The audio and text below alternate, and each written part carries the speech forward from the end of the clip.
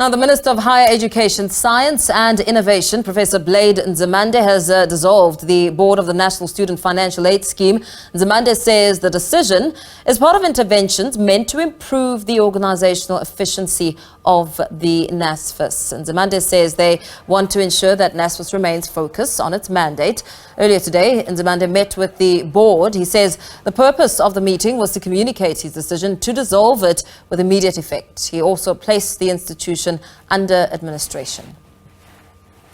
Let's get some reaction now. The South African Students' Congress President, Vezinhlanhla Simelane, joins us now to discuss this. A very good evening to you. Thank you so much for your time. What do you make of the latest development? Good evening to you and good evening to our viewers at home. I think number one, we as an organization, we have made it very clear. We have even issued a statement after the minister has communicated that he has dissolved the board. We are welcoming the decision taken by the minister on the basis that we know even today that there are still challenges, especially when it comes to issues of distribution of allowances to our students. As we are speaking now, tomorrow a SASCO Gauteng march to the Department of Higher Education, and also SASCO Western Cape, they are marching to NSFAS.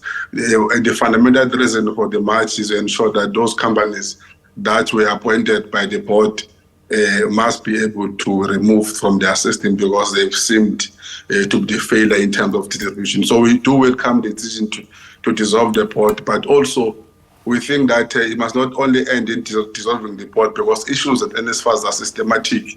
We have a view that even at a level of management, something must happen. We believe that the person that will be able to be given a task to administrate the board will be able to pay attention even at a level of management. Because if you change the board, you put a new board, you put an administrator. But if you are not fixing management, you are bound to have the same challenges that we're experiencing even today. Yeah, and at the same time, as you touch on those challenges that are being experienced, we know that NSFAS in its communication has remained mum on the allowances. Of course, these are much needed student allowances.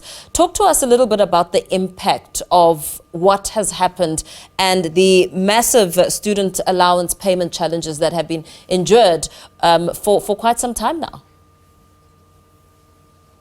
You see, for instance, if you remember very well, is that January, when we opened school, a board has communicated to universities that they are giving them a responsibility, I think, to distribute allowances, I think, for 2 months, if not 3 months. And then the month of April, they will then be able to take back their process of distribution of allowances through the 4 fintech companies that they've appointed.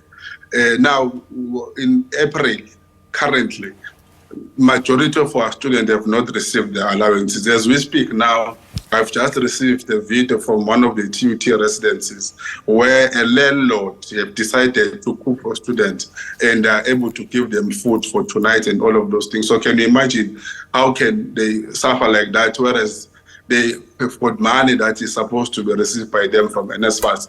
As we're speaking, many of our campuses in KZN, they are going to be engaging in a protest because of the very same challenges. As I was saying that in Gauteng tomorrow, there's going to be a provincial march organized by SASCO Gauteng to Department of Higher Education to speak about the very same challenges. Western Cape, same thing is going to happen. Our communities have organized, they are going to march to NSFAS to speak about the very same challenges. The bad thing about not receiving allowances is that we are unable to perform academically because you know very well that for one to be able to have energy, you must get food. So if they are unable to get food, it means it's going to be difficult even for them to perform academically. At the same time, if they are not performing, the very same NSFAS will implement its own policies to say you can't be funded for more than certain years. So they don't even pay attention in terms of how was the process while one was funded by NSFAS. So we really believe that the intervention, as much as it came back late, but we do welcome the intervention. But also I think we must make it clear that we really need to appoint people with capabilities to boards like NSFAS, because you will remember that it's not for the first time we're having an administrator at NSFAS. This is the second or third administrator that we have as NSFAS. So we really need to pay attention and appoint people who are credible, to appoint people who have expertise in terms of what they can deliver in relation to NSFAS.